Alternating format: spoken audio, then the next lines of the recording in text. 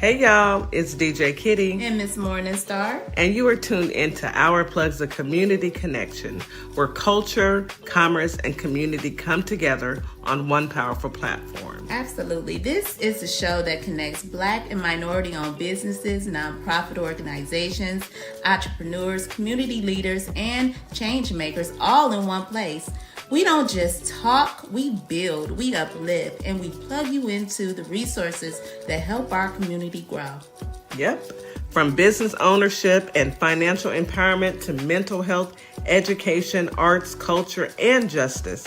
This is a space where real conversations meet real solutions. I know that's right. So wherever you're listening, whether it's from home, at work, or on the move, stay locked in because you're officially plugged into Our Plugs, the community connection. Now let's get into today's show.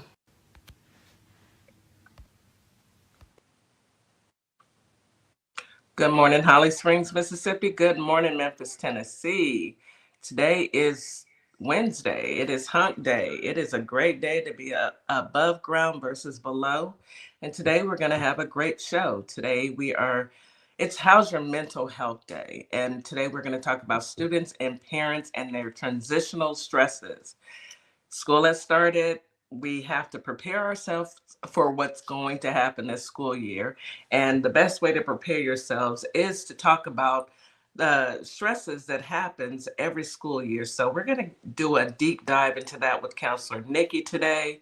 And I'm definitely looking forward to it. With the little one going back to school, I know Miss Morningstar is looking forward to it with the college-bound student back to school. So it's her first year. So definitely trying to hear everything we can to prepare ourselves. I also want to say good evening to our family and friends on TikTok, YouTube, Facebook, and Instagram. Thank you for joining. Thank you for showing up and being a part of our journey. This is a positive platform. We give as much positive information and news as we possibly can. And we try and keep you uplifted as well as entertained, as well as informed.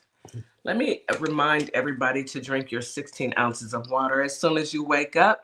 Take your morning medications and your vitamins, of course. And of course, eat you a delicious breakfast. Breakfast is the most important meal of the day.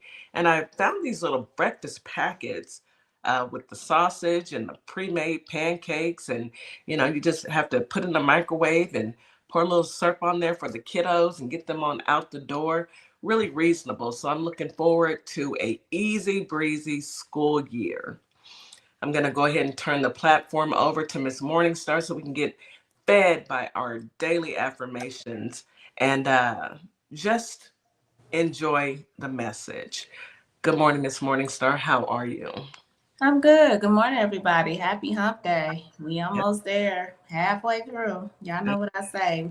We are at almost to the 48-hour break. It's going to be deserved. We always deserve that break because these weeks are weakened. That's a word. It's a word today. It's a word. It's a word. We're going to make it a word. So good morning, Holly Springs in Memphis, Tennessee, and TikTok. Good evening, Instagram, TikTok, and everything else. I'm tired, powerful Black woman. She said, what's wrong? I love her. I love you so much. You pick up on my energy. I am tired, y'all. But we're going to push through these affirmations and we're going to get through today. So daily affirmations can help you, and this is going to help me, okay? I'm going to tell y'all this now. It helps you get into a headspace that makes you ready to tackle whatever's bugging you and offer you some validation, confidence, encouragement for yourself. So, which we all need at this time of the year, at this time period, living in this country, we need to get something that's going to keep us level-headed, right? And get us through our days. So here are some good affirmations for this Wednesday to help us get through hump day, okay? All right, so let's start. I deserve to live a happy and healthy life. Claim it, own it, you do. I no longer wait for something bad to ruin my happiness.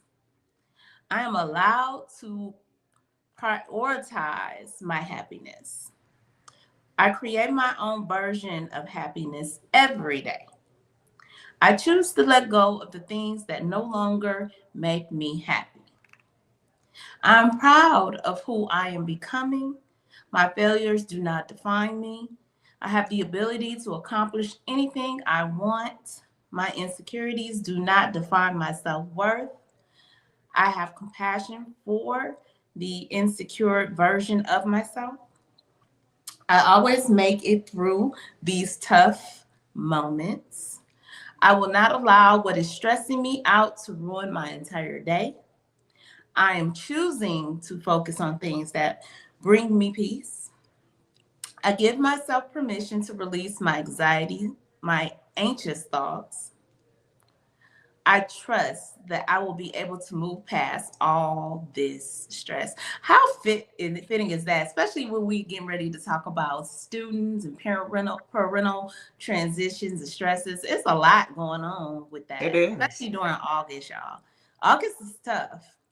It is. It is. I Yeah. mean, it's going back to school, getting kids prepared to go back to school while Yeah. you're still doing your full-time job.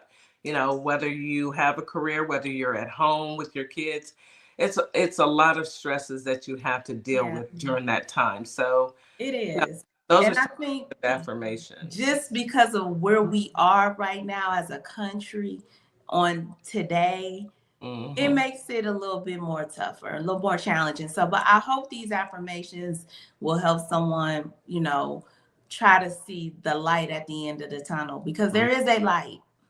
There It's is. a light. There is a light, y'all. Yeah, and we can always push through. We are built for this. But after a while, you just get tired. You get You tired do. of You dealing do. with the same crazy. But surround yourself with positive people, and it is okay to disconnect.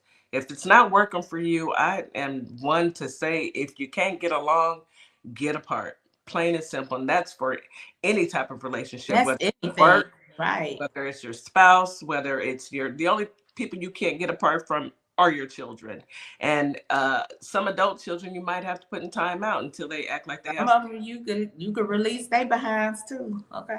When they as long as they're not minors, because you yeah, as long as they're can't, not children, if they yeah, grown adults cutting the food, you yeah, ain't got sometimes put them in timeout. Grown adults, sometimes they need timeout as well. Thank you for those affirmations, Miss you're Morningstar. welcome. Much needed, much needed nowadays. So Mhm. let's go ahead and get into this weather. Holly Springs today, you have a high of 93, a low of 75.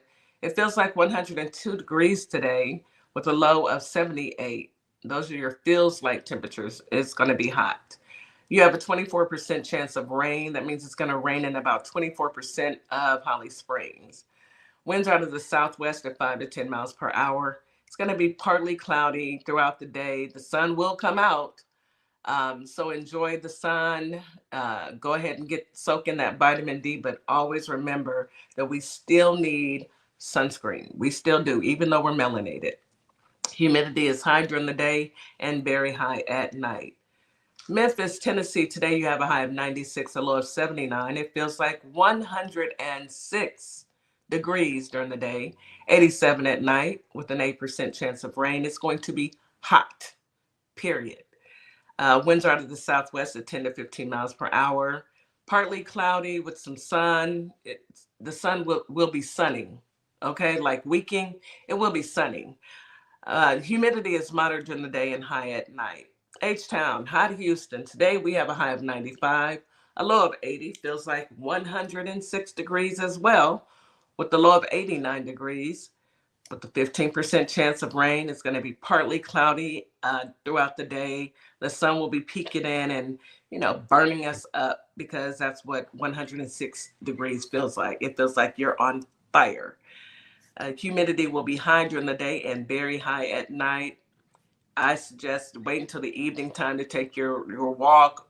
It's 9 o'clock in radio world, 9 a.m. right now, and the sun is out. So I would wait until the sun starts setting before you go for your evening walk. And that is your weather for this beautiful Wednesday. Although it's middle of the week, and get out there and enjoy it. Choose joy. You have every day you can choose whatever you want to do. Choose joy. It's easier that way. All right, let's go ahead and get into some news that you can use. I have a recall that I wanted to tell everybody about because my goodness, what let me just get into it, okay? Because we know about the lettuce from Taylor Farms. We know about the jalapenos, okay? I hope everyone's heard about that. I just, even though I love a good salad and I eat salads just about every day, I've had to pull back, all right? Because I don't need to get sick. Just But heard about the jalapenos. I'm so sad. yes, I'm sad. I'm very, I love a jalapeno. me too. But you can grow your own. They're very Yeah, easy we to can grow. grow 'em. Yeah. Peppers are really easy to grow. All right, so I got a full list. Dips, sauces sold at major retailers in Mississippi recalled over salmonella concern. Salmonella. Mhm. Yes. So let's get right into it. A week after jalapeno peppers were linked to a large multi-state outbreak of salmonella, Taylor Farms Fresh Farms is recalling multiple sauces. I'm not buying Taylor Farms at this point. At this Yeah. point, Taylor Farms, Y'all ain't right. y'all Something going got something going on. on. Yeah. Because I could first it was the lettuce. Now you're recalling multiple sauces, dips, guacamole, and more sold at retailers across 26 states. What's happening, y'all? Yeah. Somebody at Taylor Farms, come to the front. We need a press conference because Y'all what think it got anything to do with regulations being cut? I think it has everything to do with regulation. Absolutely. Not something to do with it, everything. Thank goodness we are tracking it so we can at least pull those products from the stores. Right. Although Dollar General, come to the front. I saw bags of lettuce at Taylor Farms lettuce in your produce aisle, Now, y'all know. and I was just stopping in there to get some medicine. Why do y'all have Taylor Farms in there? I went specifically to look and see because when I do go to the grocery stores, I look to see if they pulled HEB. That's my store. They will pull off as soon as they get the message. They have their workers go over and they are emptying out those shelves. They don't have a problem with it. They I better. love HEB. But Dollar General, count your days, baby, because at this point you won't see me. I see right now you don't care about your folks. If you do, you would make sure that all of your Dollar Generals pulled off products that have been labeled as suspicious, or I mean, just pull the products. Why would you want your people to get sick anyway? They like the man with the dead hand is what I'm reading. Yeah, they do. They do. They Mm-hmm. support the man with the dead hand. They sure do. That says a lot. The Mm-hmm. products being recalled over concerns of salmonella contamination were available at brace yourselves Target, Trader Joe's, Walmart, Whole Foods, and Kroger stores, as well as Hannaford and Stop and Shop locations. Now, this is what bothers me most, and I'm just gonna have to say it, okay? The Mexico-based supplier Coast Citrus Distributors may be responsible for the peppers, federal investigators have said. Now, let's just call a thing a thing. If you are disparaging my country and I provide products for your country, how safe am I going to make sure that those products are? I'm just going to ask for myself. Hey, I mean, that's just like inviting the bully to your dinner table and you're going to feed them a really good meal after they bullied you for decades and threatening you and all this stuff. But you invite them to your dinner table for a nice, wholesome meal. I mean, would you trust that meal? I'm going to need folks to understand that, you have, we have a person, and I use that word loosely, in the White House, Thing. in the trap house, who has elected to disparage and talk down on every single country outside of America. And he even talks down on America, let's be honest. Mm-hmm. Not only does he talk down on America, he's stripping America of everything, all of our safety nets, our safeguards, the stuff that we need as individuals. Prices are high, everything's going up except wages. So I'm just going to say, Facts. Target, Trader Joe's, Walmart, Whole Foods, and Kroger's. I will not be. I will I not. don't fool with y'all anyway. So No, because they gave to the man with the black hands. Target, yep. Trader, not Wally World every now and then, but Walmart, Whole Foods, and Kroger's.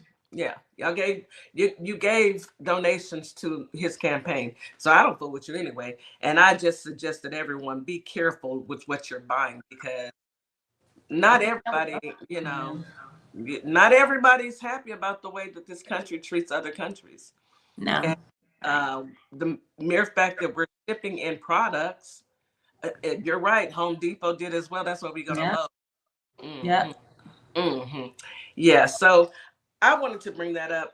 My family out there in Holly Springs and Memphis, Tennessee, please be careful with what you're spending your money on. Who knew that the food that you could eat could contaminate you and make you sick like this? Well, when you stop all the regulations and you put a clown in the White House, you get what you get and you don't have a fit. Mm-hmm. That's all I got. You get what you get. You don't have a fit. What do you have for our listening audience, Miss Morningstar? So I got a good story. Christian Brother University, which is in Memphis, it's a university. They received $6.2 million gift from a philanthropist in efforts to strengthen the university's school of business. So this gift is an investment to the students at CBU and the future of Memphis. Ronald Brandon, the president of CBU, said Bob and Paula, which are the philanthropists, they believe that the CBU can mean what it means for the community. So out of generosity, they gave that amount. That's a huge amount of money. That is a huge amount to of money. create new opportunities for students and strengthen the ability to prepare graduates who are ready to build careers and lead organizations and contribute to the city that they call home. So way to get back to the community.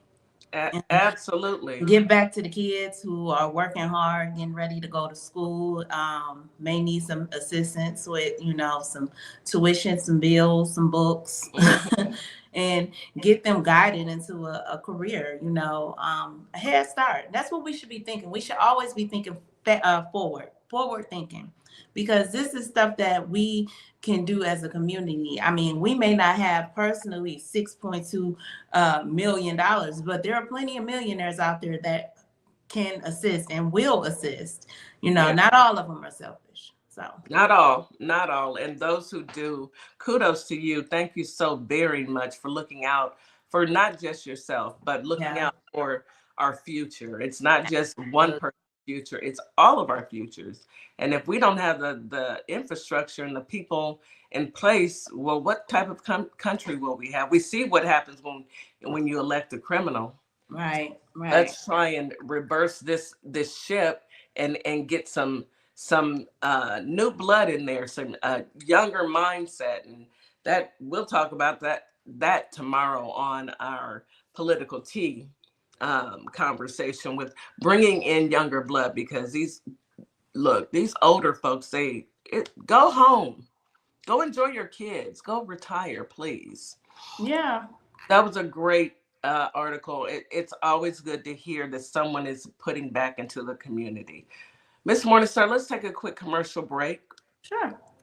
You are listening to Our Plugs, the Community Connection on WKRA 92.7 The Change. We'll be right back after this quick commercial break. You guys just stick around. Hello, my name is Siva Carter, the founder of our nonprofit, Carter's Caring Hands. And what Carter Caring Hands does, we help families keep food on their tables here in the Michigan area. If you'd like to support us, go to carterscaringhands.com or our plugs, OURPLUGS.com. Donate whatever you can, because every penny counts, every dollar folds, and together, you and I can uphold the dignity in the communities we serve. Mommy-daughter duo, Counselor Nikki and Addie, want to welcome you to the Sparkleverse, where every child has a light that is uniquely their own. Through heartwarming adventures like in Addison Sparkle, unforgettable characters and everyday moments like in Kai Finds His Spark, children learn bravery, resilience, and the power of believing in themselves. Find us at CompassionCreationsPress.com and at OurPlugs.com. Hope we help you find your sparkle. Welcome to a world that sparkles. You have found your one-stop shop. Sparklekix has everything to outfit you from head to toe. Well, not everything, but close. From crochet hats, to sassy tees, to our custom blinged-out Crocs and sneakers, we have it all. You can even customize your home with our resin art. Whether it's a custom set of coasters or K-cup holder, handmade dominoes or your kid's very own custom tic-tac-toe board, we are here for you. We are located on Etsy, our Plugs LLC, and the TikTok shop. Boss fashion is finally here at Morningstar Boutique by Tam. From soft, cozy sweaters to stylish cardigans, whether you're heading to work, brunch, or date night, we have the perfect look waiting for you. Check us out at ourplugs.com for your style needs, where style meets confidence. Life can be overwhelming, but you don't have to face it alone. Join us for honest conversations about mental health, healing, relationships, self-care, and everyday challenges that we all face. No judgment, just real conversation, real people, and practical tools to help you heal, grow, and thrive, because your mental health matters, and so do you. Join MrsJack and Counselor Nikki Tuesdays, 6:30 p.m. Central Standard Time, 7:30 p.m. Eastern Standard Time on all Our Plugs social media platforms and on WKRA The Change Radio, 9 a.m. on Wednesday. Advertising with Our Plugs. The community connection opens doors to a whole new ballgame. Radio advertising is affordable, powerful, and puts your business directly in front of the people who want to support you. Plus, customers can easily find and connect with you anytime through our online directory. If you're ready to grow your brand, expand your reach, and stay connected to the community, sign up today. Visit ourplugs.com and register now. That's ourplugs.com. Plug into your community. And we are back. You are listening to Our Plugs, the Community Connection on WKRA 92.7, The Change. Miss Morningstar, did you want to continue with breaking news, or were you ready to bring up Counselor Nikki? Well, I thought this was kind of funny about Dirty Diaper Don. What now?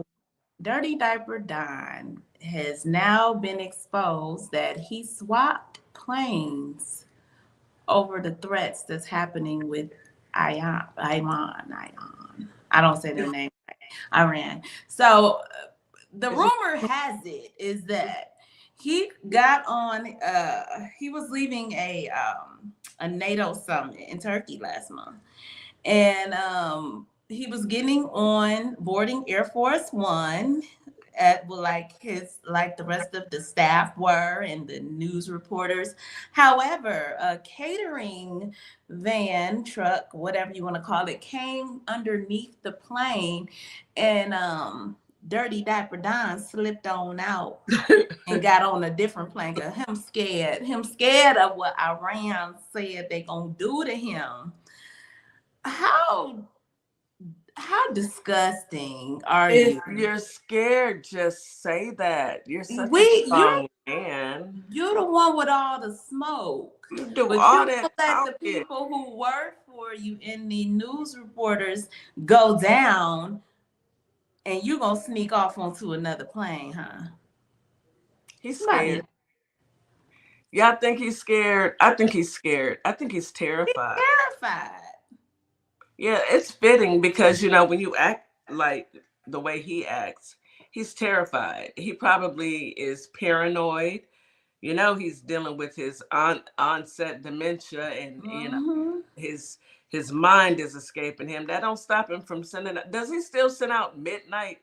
Yeah, he's still out there down, and he do all the things. And this was just like, now this is being blasted all over the news. And I mean, and they haven't denied it because it's true. I mean, but he's been doing that. You know, he's the kind of throw his rocks and then go hide. He's a coward. Very You're much so. a coward. You know, why are you scared? You know, why not trust Air Force One? Why not trust your military? Why, Donnie? What you scared of, boo? You bad. You bad. You scared? If you scared, just say that. You know, we get it. I see you, T Wiz. Mm-hmm. Yeah. In the food crate. They probably had some. I know they had some McDonald's in there for them. I mean, you have got to be very paranoid and very you know you living bad if you gotta hide and travel outside of the plane that the United States government has supplied for you because you're scared. Terrified. We know you're scared, Donnie. We know you're scared. You probably crying. Well, I would say cry in the shower, but we know that ain't happening. The crying part, yes. Shower, I don't think so. Anyway, how entertaining is that? Oh well, Donnie, you get what you get. You don't have a fit. Oh, and I want to let the parents know. Yeah, he put that stupid executive order in to fewer childhood vaccines. Take y'all kids to get their vaccines. Who is going to listen to this? He is not a doctor. His hands are black, and you mean to tell me you're going to listen to him? His his feet are swollen. He has leprosy on his neck. Okay, please don't listen to him. Please, MAGA, I know it's hard for y'all, but please, for the sake of your children, if you want to walk around and do what he tells you, so be it. But please think about the welfare of your children. He don't care nothing about children. If he did, he wouldn't be in that e-file. Anyway, I said what I said. Let's go ahead and bring up Counselor Nikki, and let's get started on this topic: student and parental transitional stresses. Good morning, Counselor Nikki. How are you, honey? Good morning. Good. I went and got my vote on. Okay. Yeah, primary. So I went and got my vote on, did my part. So I'm excited about that. We do. Yes, 92%. Yes, that's what we do. It is what we do. All right. Thank you. Thank you so much for doing your civic. Yeah. I was it crowded? Actually, no. It was moving pretty smoothly. The place I go is, I think, like an assisted living. So it's just the older people down there trying to volunteer, and everybody's all excited to see you. They're trying to hug you and stuff. So it's, you just kind of roll on through there. Mm-hmm. Mm-hmm. You know, that was good. That's good to hear. I need everybody to get out there and support your candidate. We've got to right this ship. I mean, my goodness, the man has drug us down to hell. Yeah, I've been calling everybody I know saying, hey, it's voting today. Go get your primary on. Who you voting for? Look at these people if you don't know, and figure it out before you get there. Yes, and I scheduled a call with my nieces and nephews, that can actually vote. We have a call scheduled so I can explain to them what's going on, because they're young and they in school, they don't really pay attention, but I need to explain to them how important it is. So my nephew did tell me, well, Auntie, I don't know who to vote for. Who do I vote for? I said, you don't vote for Republicans. That's number one. His mama turned around and looked at him like, boy, don't make me slap you. I had to look at my sister-in-law like, hold on, don't put your hands on my baby. He's asking questions, which means he wants to know. Yes. So, thank you, Nikki. Absolutely. Yeah. We had some commercials coming on, and my child, I watched TV with her, and so she was talking to my nieces about the candidates because she knows who they are and who she gonna vote for. She swears she can vote. She can, and she can. In her mind, she can. In her mind, yes, it counts. I take her with me, and they give her a blank ballot. I mean, they give her a ballot, just a random one, and she gets to go and do it like she's voting, and then they just, let her throw it away. But she has taken part in the process. Oh, good. That's good. That's good. Teaching her.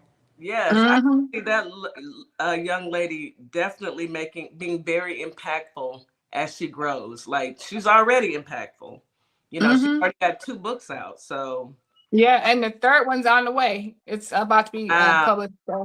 I love it. I'm so Young proud. I'm author. proud. Go on, Addie. Yes. Go on, Addie. My niece is wonderful. Okay, can't nobody beat my babies. I'm proud of her. And speaking of babies, today we're talking about student and parental transitional stresses. Let's get into that because school is stressful. So how do we tackle this subject? So I think it's a good subject too, because I don't think I look at we have to look at the bigger picture of what this means. Like, you know, some of us have had children going to school forever, but it doesn't mean that you're not having that transitional stress in the beginning of the year, every single year, you know? And then some people are having their children go off to college for the first time. And so that's a big thing. And when you have children growing up like that, it's like, now what do I do with myself? So there's also stress that the parents feel. So we want to look at it from the children's perspective and the parents' perspective. Yeah, I agree. I know that it's hard for me, it was hard to let go, you know. You have to, though. You don't really have a choice. And then, you know, I was blessed to have grandsons, so it wasn't as hard, but becoming an empty nester, ooh, baby. Yeah. Although you do have your spouse if you're married, you know, and if y'all get along, because you can have a spouse that you don't like. You just and even with that, you all still had kids in your house the whole time, and you still have had to do schedules around your family. So when you are alone, what does that look like? Because when you know, in the beginning, you started off alone. You were married. You were young, popping. You had a routine that you did together. Then you added children, and that goes on for 18 plus years.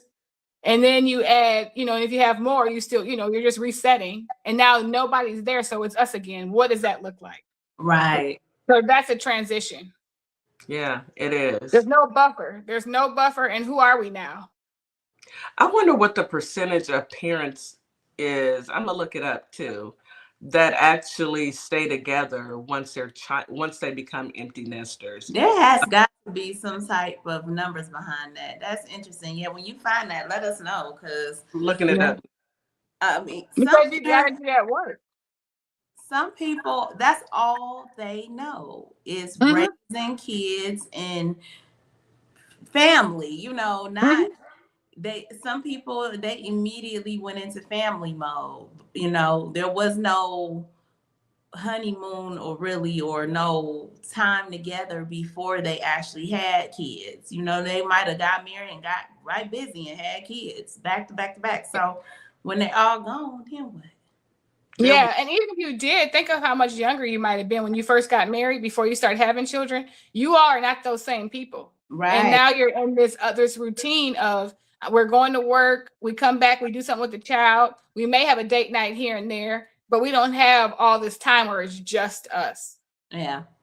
So there's excitement behind it. There's pride, there's fear, but then there's grief, uncertainty. So there's all these different things that kind of add into the stress because you're having so many emotions and being pulled in so many different ways.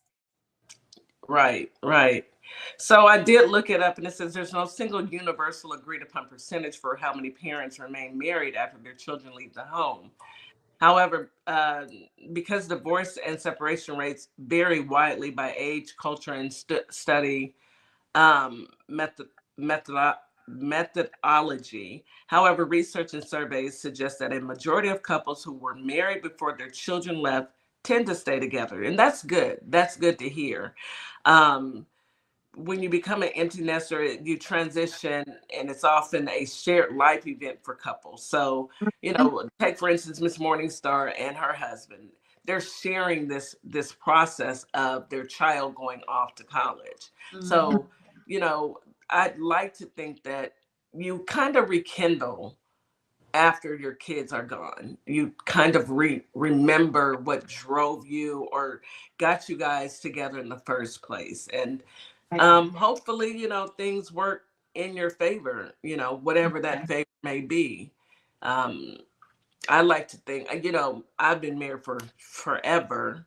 I feel like I've been married for forever. I got married at 28 and I'm in my 50s now. So I've been married for quite a long time. And as you transition and you get older, it's a sense of familiarity, and you become like that's your best friend, that's your other half. And then once the kids leave, it's rekindling. You're trying to remember how it was prior to the Rugrats, to be honest with you. And I think it changes, like, and you have to be okay with those changes because, you know, like you said, you got older and people change as they grow. And they're not the same vibrant younger person. I was 25 when I got married, you know, and getting close to 50s now. Things change. You're not as vibrant. I got to go to bed at 9. Okay, I'm tired. And I have definitely counseled some couples where their children have left the house, whether if they've gone to college or if they've, you know, moved out because they're older now, and they have had that transition stress. And it was of, well, I'm ready to pop. Let's go travel. Let's go be out here. And the other person's like, well, I just want to go to work and come home and go to bed. Like, I don't want to do all that. So it's figuring out who you are and how do we meet in the middle? You know, how can we do that? So that's part of it. So transition stress, the definition of that is stress caused by adjusting to new environments, expectations, routines, roles, relationships, and responsibilities. And that's what kind of causes that you to be kind of caught off guard and off balance, is because it's kind of changing every aspect of your life and you're having all these conflicting emotions at the same time. I agree with that. Yeah. And it sometimes it's even like Tiwa says, they became best friends. Sometimes it doesn't work that way. Sometimes you realize that you don't. I know several couples who actually, after their kids, they became empty nesters. They got divorced. And that was unfortunate, but it happens. Yeah. If you're a mother and you've stayed at home a long time, which I've seen this happen sometimes, and that was your job, now what do I do? Who am I? Yeah. I don't have anybody to take. I mean, I'm taking care of him, but I've always done both. Now that changes my role in the household. And now what am I supposed to do? So maybe I start drinking. Maybe I start, you know, doing other things because I don't know what to do at this point. I'm at home all day. You're at work. I don't have anything in place. So today too, I want to talk about that. What happens and how do I kind of plan for this transition? Because that's going to help you get through it if you can plan for it. I agree. And that's really a good topic. Go ahead, Ms. Morrison. I was going to say also, what about the parents, you know, with the little ones, first time going to kindergarten, you know, getting up. I remember that anxiety. I remember, you know, going through, and my child is 18, but I remember her first day and how much anxiety I had. Did you cry? I cried. I was scared because even though I knew she was smart and I knew she would be able to talk and tell me things, I didn't trust the system, putting my daughter, you know, in a place that long without me being there. So what kind of, you know, nuggets can we share with those parents transitioning that way? Because that can cause, I think, a lot of stress. Yes. And then absolutely, you can put the stress that you're carrying onto your child, you know, because now they're stressed because they're away from home. They're used to being home with mommy and daddy. And now they're going to school. And, you know, you see it all the time. Kids act a fool sometimes. They're crying, don't want to leave, you know, and that is a sense of stress. Yeah, absolutely. And you are right on, Ms. Morningstar, with where I was going with that too, with the younger kids. When you have small, and you know, I'm not too far removed from that. My child's only going into the 2nd grade. So that first time when she's in pre-K and she wanted to ride the bus, that I was outdone. Like, you have got to be kidding me. Like, you want to ride the bus too? No. And right. And so that for me caused a lot of anxiety. But what you have to do is be careful because your children can feel that. Yeah. Right. Yeah. So in getting prepared for school, one of the things that you can do is have a plan. And part of that plan is talking to your children about different things to expect, right? Because there's going to be some separation anxiety from the child, even though they're excited, and from you, because you're used to spending more time with that child. Even if you work, you know the child's at the daycare, and that's a smaller environment than going to this big school, and these new people. So coming up with a sort of a plan. How do I talk to my small child about this? What kind of things do I need to say to help both of us calm our fears and our anxiety, right? So talking about how excited you are about the teachers and the new classrooms and all the friends they're going to meet, you know, and also talking about bullying, what that looks like, talking about safety at school, you know, having activities and how things are going to change. So they kind of know, walking them through it, and you're also walking yourself through it. So they know what to expect. If they know what to expect and you're kind of knowing what to expect, that calms everybody's anxiety. You're still going to have it, but it's going to be to a point that it's manageable. I agree with that. I think that nowadays we have a program, we have a system called Class Dojo, and I think that's across the U.S. Class Dojo, that you can talk back and forth with the teacher all day, and you can stay online and see.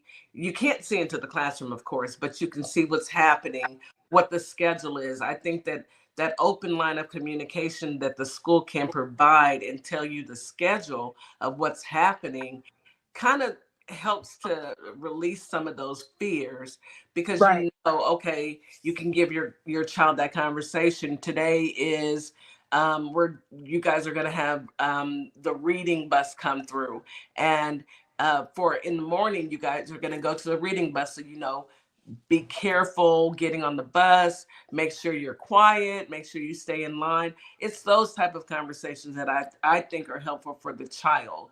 I think that a lot of the parents, and I'm one of them, I'm a grandparent, but and doing it the second time around, I'm telling you now, I love it. I do. But I enjoyed going to school. So I think that I did enjoy going to school. I enjoyed sending my kids to school and letting them experience that.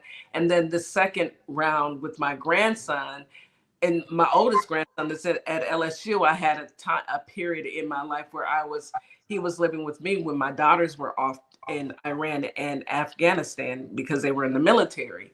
So he lived with me, and I got him on the school bus, and it was a good time for me to refresh and help me to be prepared for my other grandsons that are coming along. But that open line of communication that the school provides helps a lot, because you know what's happening. You pretty much know what's going to go on, and then have that conversation with your child about, okay, so what did you guys do today?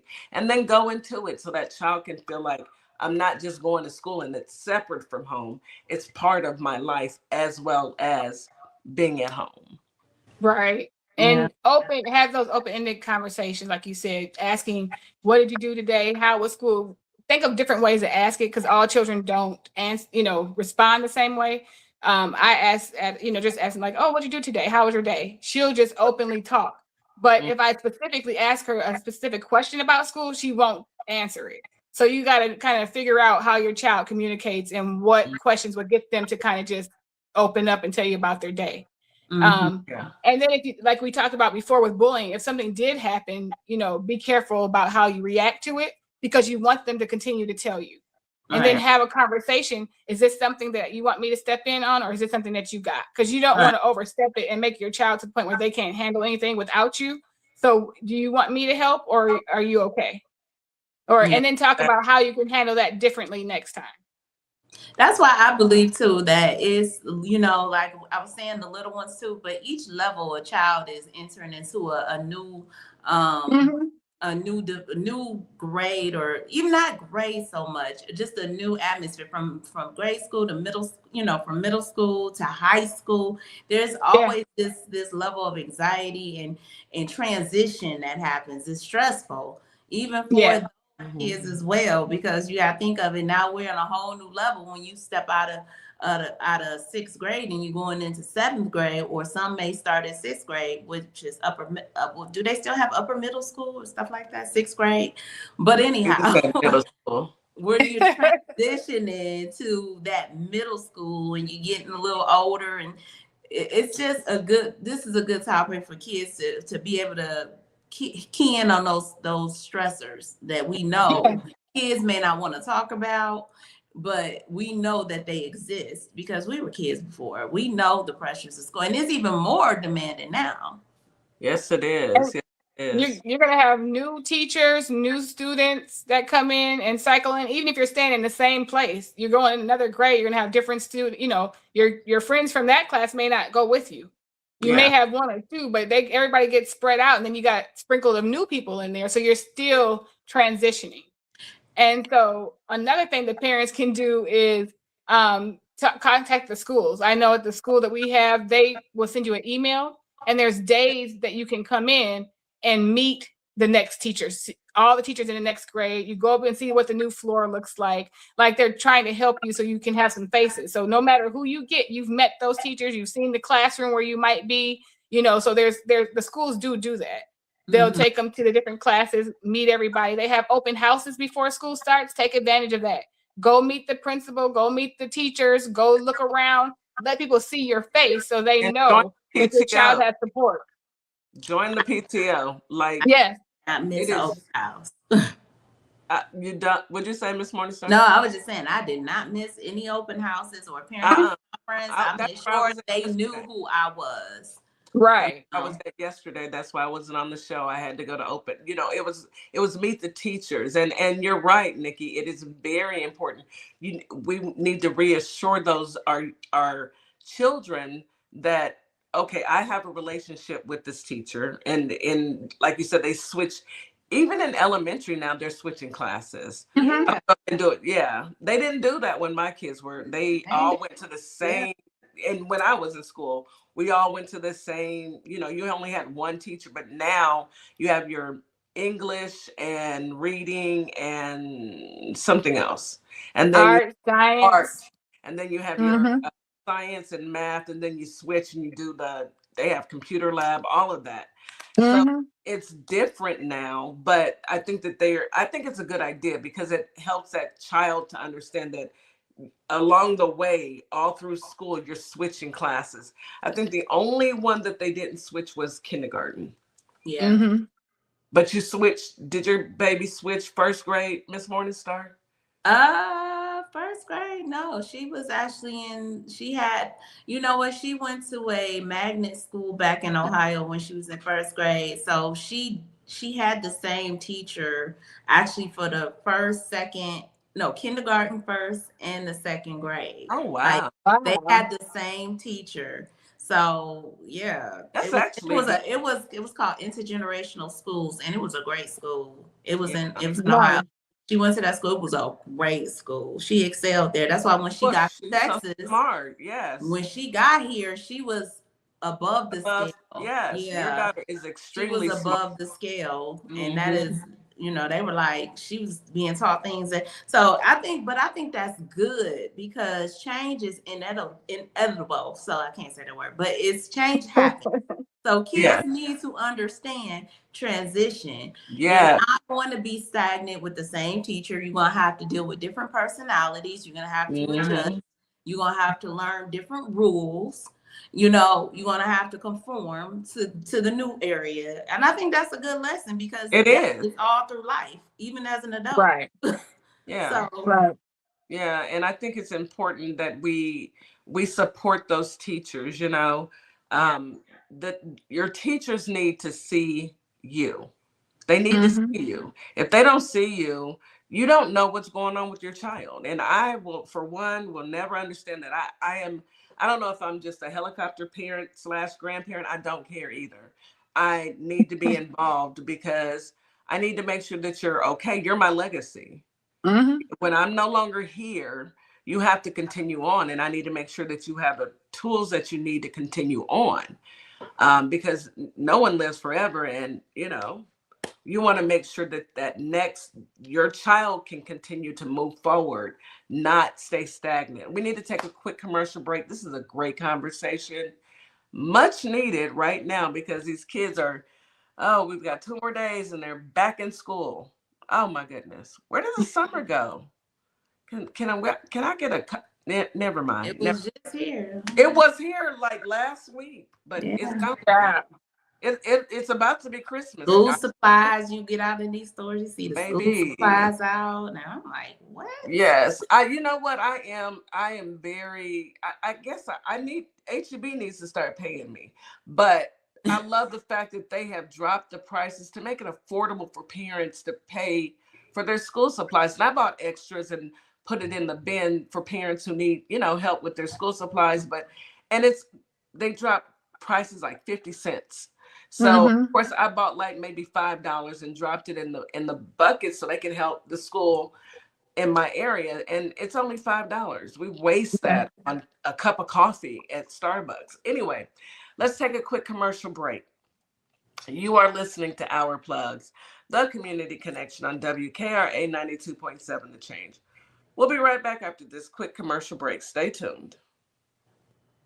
What's up, everybody? Scott Cologne, District Attorney and candidate for the United States Senate for the great state of Mississippi.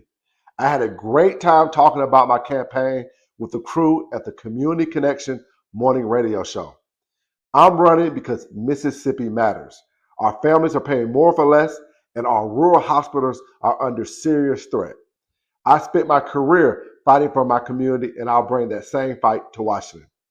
Folks in the Holly Springs area and the worldwide should check out our convo and visit cologneforsenate.com because Mississippi matters.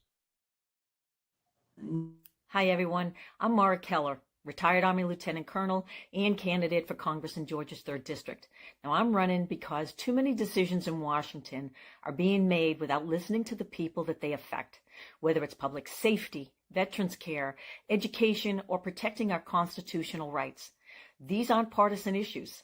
If you believe our government should work for everyday Americans and not special interests, I invite you to stand with us. Your donations help keep this grassroots campaign people-powered. Every donation fuels our voter outreach, ads, and our shared fight for a better Georgia. Visit marakeller.com to donate today. Let's finally serve the people who send us to Washington. And a huge thanks to DJ Kitty Cat 50 for the energy and the spotlight. Let's keep pushing. Hello, everybody. My name is Monica Meeks. I'm a wife, a mom, and a soldier for life. And I'm running for the 19th Judicial District Circuit Court Clerk for Montgomery and Robertson County in Tennessee.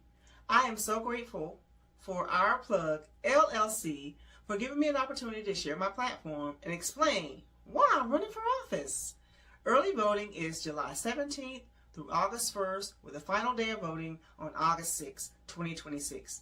I'm an independent candidate, and I appreciate your support. Remember, Iran doesn't have a choice in a lot of this because we destroyed so much. And I'll give you a quick math equation. Okay, maybe they do end up getting $20 billion, let's say. Let's say we're still $300 to $500 billion ahead, considering we destroyed their Navy, destroyed their Air Force, destroyed all those nuclear facilities I already spoke about, their steel manufacturing, their drone manufacturing, and so many other things. We destroyed all that and closed their ports. We're pretty far ahead. So we destroyed everything, and we're going to pay them to rebuild it all, pay them to open the strait that was already open for free. And at the same time, people here in the district can't afford to eat, can't afford their health care, and can't afford rent. Got it. If that don't make sense to you either, please consider supporting my campaign. Go to BernardTaylorForCongress.com. Let's bring some change here to Florida. And we are back. You are listening to Our Plugs, the community connection on WKRA 92.7 The Change. We are back with Counselor Nikki from Compassion Creations Press, and she is talking to us about students and parents transitioning and the stresses of going back to school. Go ahead, Nikki. Yeah, so something you brought up right before we went on break was about like school supplies and stuff. So parents also have that financial pressure. And so coming up with a budget and thinking about, okay, this is how much I need for school supplies. This is how much I'm going to spend for clothes, and thinking about, especially right now, what does my child need right now, to start school, not just trying to go out here and get them fly, but what do they actually need to get started? Do they need shoes, and prioritizing the needs. And then, because it still feels like summer outside, so they can wear their summer clothes. This, that's new to the school, and nobody's seen them all summer, As long as they're clean and they fit. Exactly. And if they need things and you don't really have a lot of money, there's a lot of sales going on right now. Like Old Navy's one of them. If you go on there, they got a lot of stuff on sale. So just shopping, consciously, and looking for the sales and not just buying whatever you see. So what do I need, right? And making a budget and a plan for what do I need right now as far as school supplies, as far as clothes, and then allowing yourself to say, this is what I'm going to do now, and I can do more later as the school year goes. We're just now starting out, So just preparing for what might my budget look like for right now and not waiting to the last minute to try to buy everything. I agree with that. And a lot of our students here in Texas, they wear uniforms, which mine doesn't. I wish he did, but that has made life a lot easier for parents. I have my goddaughter / niece. We share our birthdays. My other baby, she's going to the first grade this year or second grade. Yeah, first grade this year. She wears uniforms. So the uniforms are very affordable, number one. And then number two, all we really had to do was shoes and undergarments and a couple of cardigans. And I think that takes the pressure off of the kids wanting to not pay attention in school. They're more concerned with what do you have on. And you would think that, okay, that only happens in maybe middle school and high school, but in elementary, it happens as well. I really wish that our school district would switch over, simply because I'm not used to an 8-year-old coming in telling me he needs these specific underwear. He needs this specific. I don't want to hear that. You're gonna get some underwear. You're gonna get what you need.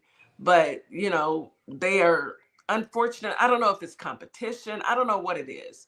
But, I know what it is.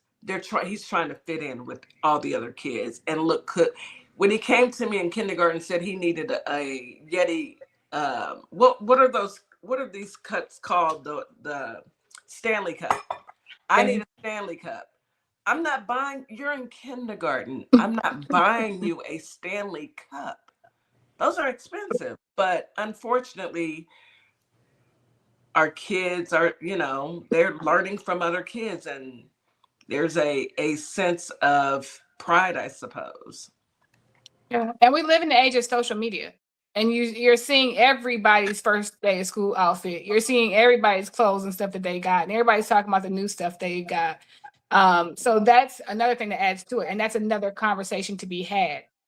We're all different, try to, talk to them about being their own person and not comparing themselves to other kids, and that you have what you need and that's okay, and that just having that conversation. So when they go to school, they're still going to come and say things, and you just continue the conversation, but starting with, hey, everybody's different. We all like different things. It's okay for you to be yourself. You don't have to make yourself fit in. You're good at who you are. You're good for who you are. That's a huge conversation. Yes, that is it is a huge conversation, especially when you're dealing with older kids, because in middle school and high school, it's definitely different, and they're looking, that peer pressure is really there, and that stresses our young people out quite a bit. Peer pressure and trying to fit in and trying to be a part of the cool kids.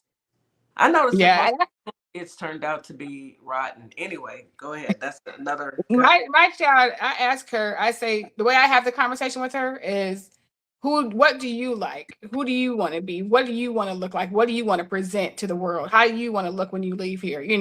It's about how you feel and what makes you feel good. So that's how we have the conversation. And I have a friend who makes t-shirts and makes different things. So ever since she was born, she's been getting custom stuff. So she's a customizer. So we have merch. We have a merch that goes to our books and stuff. So she wants that for her backpack. She wants some of those shoes. She wants a couple of those t-shirts. Like, she's making her own stuff. So it's like, what do you want to portray? How do you want the world to see you? What do you want to put forward? That's how we have the conversation so that she can understand it. I love that. You're helping her to find her own individual self versus being like everyone else. And that's she's gonna stand out anyway, because I've never met a more outspoken young lady at her age ever in my entire life. And you know, I know she gets that from her mother, and that's a hand clap right there. But for those other children who are struggling, and they will struggle, though, I want those parents to remember that just take your time with your kids. Not all kids are alike. Some kids are introverts and some are extroverts. Some kids are I have one daughter who's a social butterfly, and then I had another one who, look, don't talk to me, I won't talk to you. So that it just depends on your child. Yes. And also a part of your plan, if your child has an IEP, or they have other needs, or they have medical stuff that you need to talk to the nurse about, putting that into your plan too, to talk to the school about before school starts.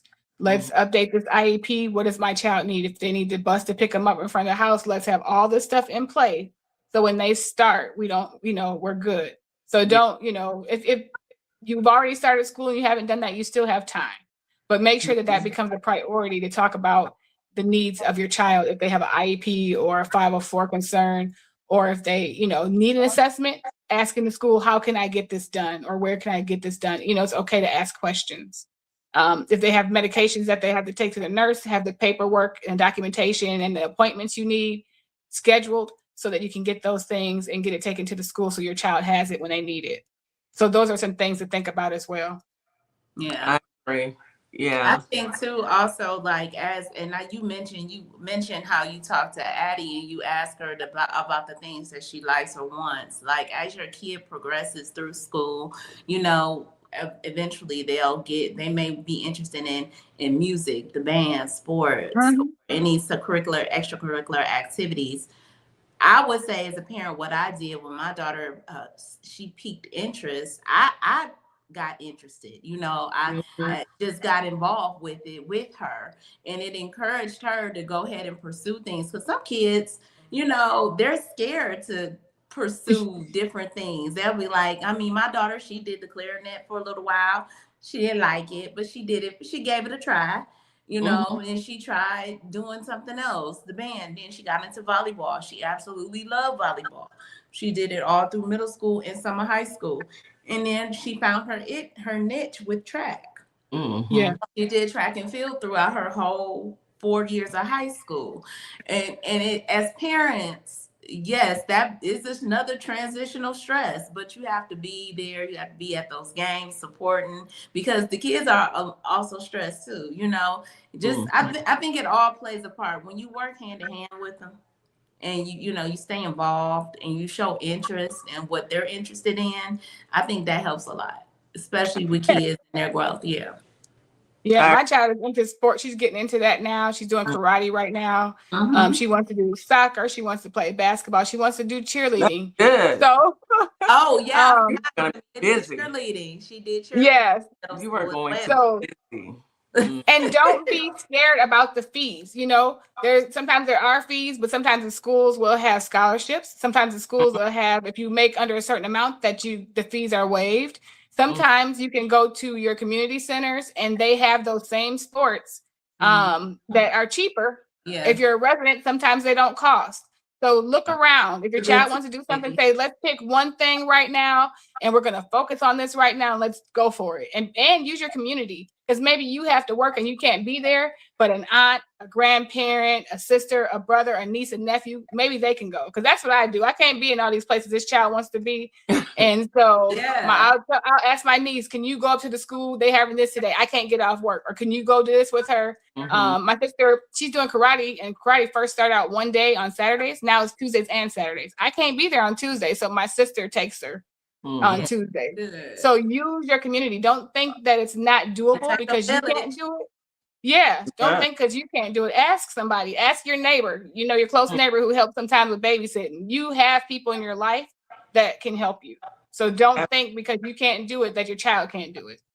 So I do have a question. So what if you have a child who wants to do something that you don't want them to do, such as Boy Scouts? I don't want my baby going to Boy Scouts. I just don't. I don't. It kind of freaks me out, the entire Boy Scout scenario. No. Yeah. But he brought home the paper and said, "Nan, I want to do this," and I don't want to tell him no. But I don't trust. I don't. It's hard for me to trust. I don't. I have read too many stories. We are on here. We talk about too many things for me to just say yes. Absolutely. I would say when you have a situation like that, first within yourself, think about what is it that like that your concerns are. Write that down. These are the things I'm concerned about. Y'all know what my concerns are.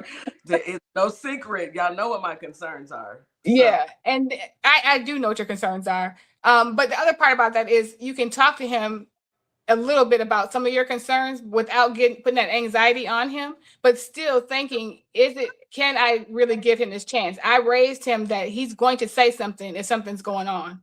I raised him that, he knows what to do because we talk about these things. If he's in a situation, he's uncomfortable. I have given him the tools that he needs. And then there's all these new things out now of trackers. There's watches, there's phones, there's trackers you can clip on. There's all these different things that you can use so that when I do have to let you go with these folks, I know where you're at. Go in, see how it is, meet the people, be a part of it. Just say, hey, we're just going to check it out. See how you feel. And then see, is this something that I can let them do? Because we got to give our kids a little bit of rope, even though there's so much going on right now. So what things can you put in place that will allow him to try this? That's what you got to think about. Do they have other programs as well, like Big Brother programs? Because I know they had used to have community Big Brother programs, like at the YMCA. I don't know if they have that. Do they have that anymore? Because I know at some point they did have that, where they had, young men and older people kind of guiding them, teaching them basketball, teaching them different sports, swimming. Well, they have, those after school, those programs that you can sign up for. That's just one of the programs that I'm just not there. Because I feel like it's alternates, you know what I'm saying? Like, it's not cut and dry that you have to go this route because everybody wants to be a Girl Scout or Boy Scout. My daughter didn't, so I mean, she wasn't interested in that. She was more interested in, like I said, cheerleading and gymnastics and things like that. She did gymnastics. She did everything: ballet, gymnastics, hip hop, dance. I mean, everything. She was involved, and she gave it a try. But again, to piggyback off of Nikki, we can't not let them have a experience. I mean, some things you are gonna be a parent and mindful about, but you want to be able to let them have some opportunities to use their judgments too. I agree with that. I think that right now I am going to just steer him because luckily the school has so many different clubs. Right. Kids can join. So I'm just going to steer him to a different club. They have a Pokemon club. They have a STEM club. They have a robotics club. So I'm going to steer him to a different club.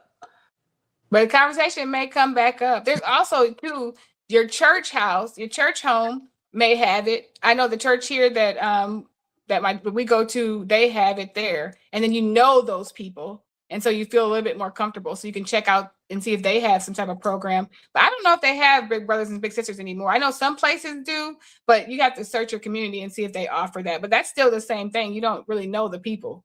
So because at church, I had to look at you twice because the stories that I read, anyway.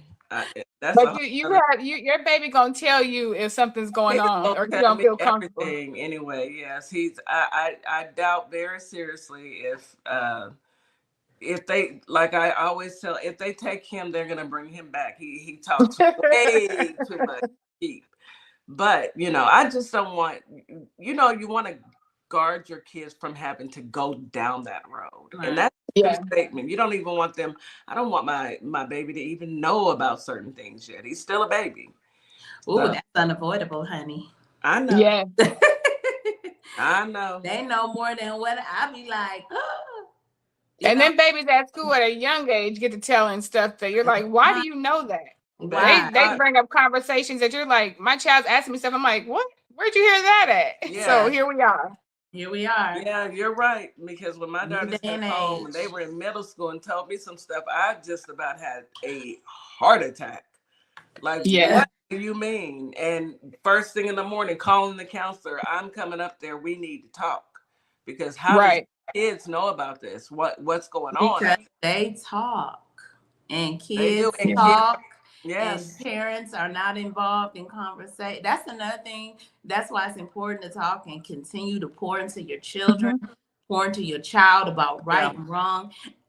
I hear it now that my daughter's 18 and she's been off to college this summer. She did a summer bridge program at her school and she came home and the first thing she said to me was like, I realized I was raised different than a lot of people. And I said, oh yeah? And she was like, yeah. They just weren't raised like me, mommy. Like some people just have no care, no morals, no nothing. Yes. And she's like, I look at them like I wasn't raised like that. So I ain't doing what you're doing. And I love to hear that because now I know we did something right. Yeah, you know, for her to have that in her subconscious. That there's a lot of kids that didn't get that, that same upbringing. Some kids raise themselves, unfortunately. A lot of them do. And that's why we need to have these conversations. So parents, I'm hoping that a parent is listening and saying, you know what, this year I'm going to be more involved in my child's education. I need to put my, put whatever else is aside, because what's most important in your entire life is being a parent. That's the best job that you can have. And not everyone gets to be a parent. So if you are blessed with that, please take advantage of it. And if you see that a parent isn't ready, and there's a lot of people who will say, oh, well, no, I've lived my life and I've raised my kids. That child doesn't deserve to suffer. Step in. I mean, it's not going to hurt you. Kids keep you young. Who knew I'm almost 60? Okay. I know that's right. Yeah. Keep you young. And first-time college students, that's a good segue. They're going to school, they're leaving you, they're excited, you're excited, you're having some fear, some grief, some anxiety about that transition. They are making new friends, trying to figure out where they belong. They have increased independence that they don't know what to do with because you had some structure at your house. You're not just going to be running in and out. And so now I'm here and nobody tells me what time I got to go to bed. Nobody tells me I got to get up for class. Nobody tells me to do my homework. And so that can be stress too, because that's an added experience of, oh my gosh, I'm free. And especially if they're going away, my mama's not here. Nobody knows what I'm doing, and that can be stressful. Sometimes that's too much for them right off. Yes. Yeah. But I'll tell you what, college will teach you real quick. It'll get you together real quick. That first semester will make or break some folks.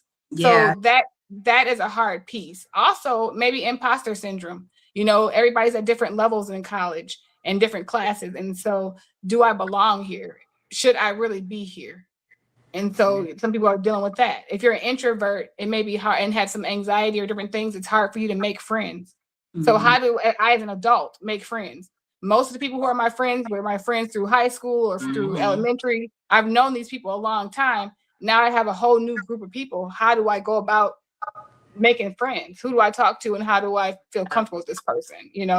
Exactly. From different walks of life. Like she was telling me, they weren't raised, some of them aren't raised the way you were, Right. They don't have the same type of upbringing. Some raise themselves as and kids. Family values, A lot of kids, unfortunately, put themselves through school alone, no support of an adult, and go and still be great, but they have a sense of a level of maturity because they had to do it their whole life. I grew up with a girl like that. Yeah. I grew up with a girl and when we graduated, she was a young mother while we were in high school, living in her own apartment, raising her kid and going to school. And she completed high school and put herself through college and everything. But she had Yeah. no family support, no mom, no nothing. Yeah, and people Unfortunately, are coming from different countries too, and different spaces and different areas. So that plays a part too, because their backgrounds are different because of that. You know, so they were not raised like you because they was raised in a different country with a different set of rules and situations. yeah, and morals. You know, there's a lot of people that in college you're going to run into that will shock you. I know your daughter, Miss Morningstar, was shocked because Oh, I don't want to say that she was sheltered, but she was sheltered, and she was it's not sheltered. and it's not a bad thing. It's not. It's just part of who she is. She was sheltered. You know, she had mommy and daddy, and you She was guys. definitely It was sheltered. all. You and your husband, you guys did everything with her. So she had a different, I know she's got a different experience from a lot of students she's going to run into. Yeah. But she has a very good head on her shoulders. So she's going to look and say, no, that's not what I'm going to do. And I admire that. For those who weren't, that's where my concern is. You know, just because you weren't doesn't mean just go buck wild. It means that you have to Right. make decisions. You have to make those tough decisions on what type of life that you want to live. Do you want to live a life? And it's a very scary life, walking in and not having directions. But it doesn't mean that you have to stay there. It means that you have to make your own path. And Right. that's what it sounds like your friend did, Miss Morningstar. She made her own path, She did. even without direction or instruction from an adult. Some people just have it in them, The and I people grow up faster. Yeah. yeah. And Some some students going to college may experience issues with isolation because of cultural differences. If they're going to maybe an Ivy League school and they're a Black or brown baby, they may feel isolated. Versus if they went to a HBCU, they may feel like, oh, you know, I'm around people in the same culture. So there may be some cultural lens to that too. And all the children might start to feel, or young adults will start to have some homesickness at some point in their first year of college, right? Because they're used to their mama being there, even if they can talk to you. You know, they're used to you being there. And so this is starting to feel like home, but it's not quite home yet. You know, so there might be some of that. I agree. So Oh, I know that's a fact. yeah. That happens. So parents, what are you going to do? Because your baby is going out of the house. Some of them are going far away from you. Some of them might be down the street. Some might still be at home, but they're going to start to experience these different things. So how do you as a parent handle the mixed emotions that you're going to feel? That empty nest feeling that we talked about. We talked about that. The loss of that everyday parenting role. You know, what do you do now? How do you fill your time? You know? So, can I give a personal? Mm-hmm. Personally, conversation recently had with my daughter as she's been home for this week and she goes back to school next week. But it was her conversation to me was, Mommy, I'm not gonna call you 3 times a day. And I said, okay. I said, okay. I said, but don't put a number. Don't put a number on how many times you call me. You call me when you need me or if you want to talk to me. There's no limit to how much we speak. It might be a day you might call me one time, but I'm not going to hold it against you. And I have to learn to adjust to that because I'm so used to having her home, so used to talking to her daily. And I do anticipate a daily call, but, you know, I'm not going to put the pressure on her that, you know, and I don't want her to feel pressure, you know, because she made a comment to me and me and her dad had to let her know, you remember, you told us you was raised different because she said her roommate sometimes would sit there and ignore her mother's call. And she was like, I thought that was wild. Like, what if they were calling because it was an emergency? Like, she just purposely didn't answer her mother's calls. And her mother, it got to the point where her mother was getting ready to call the campus police to see, like, I haven't heard from my child. So she said, yeah, I thought that was pretty wild of her not to do that. Like, you know, so there is an adjustment period. And some kids come in and think, you know, I'm grown and I'm about to do all this and do all that. And I'm about to wild out, go to these parties, have a good old time. And some kids, they want to ease into the parties. They want to have a good time, but they also are about their business. I believe that's my child. She's about her business. I mean, again, we have to see how it goes. But for me, I am going to enjoy me and my husband. And we gonna just enjoy ourselves. We gonna, we're not gonna sit and worry because we know we've installed the principles in her and that we trust the process. So I think it'll be good. Yeah, I think And that's fine. Go ahead, Nikki. That's a good example though, because that's what you're used to talking to them. You're going to want to text them all day. You're going to get upset because they're not calling you back or they're not texting. You're sitting there checking your phone because you do have that kind of anxiety and worry about if they're okay. What else is going on. And so that's a conversation. You had that conversation. I like that you had that because I was going to say that's a conversation you can have with your child. Here's some of my expectations for when you leave. It's not that I don't trust you. It's just that I want to make sure that you're okay. And I would appreciate at least having a phone call or a text a day just to say, hey, checking in. But you are always welcome to call me whenever you want to talk to me. You're always welcome to call me if something's wrong. But at least if you could do that for me, that would make me feel better. Just having that open conversation about what your expectations are so that you're not upset and you guys are not having that friction and they don't want to answer the phone because now you're like, what is happening? Absolutely. Yeah. So before we end, I have a personal as well. So I remember being about 23, 24, and my dad, when he was with us, he would call every single day. He called everybody, all of his kids every single day, all of his grandkids every single day, every day. And I was about 23, 24. I said, I answered the phone. I said, Daddy, you don't have to call me every day. And my daddy said, he got quiet for a second. He said, you know what, baby girl, one day I'll never call you again. Yep. So parents, children, keep that open line of communication open. Keep it open. You need, trust me when I tell you, you need it. Yeah. Nikki, this was a great conversation. Thank you so much. Your wisdom, your expertise is much needed and much appreciated. We just love you, period. Yeah. It was therapeutic. It was therapeutic. It was. It's so good to have a friend, a sister a counselor to get your mind right when you need it. Those private conversations are 1,000, baby. Yes. We just love you, Nikki. Any last words to our listening audience? Oh, I appreciate it. I love doing this. I love talking about mental health. I love putting out whatever I can to help everybody. So I appreciate being able to do this and being invited to do this. So thank you. Absolutely. Absolutely. Last words I would say is parents, breathe. Give yourself a moment. It takes time to get back into the routine, right?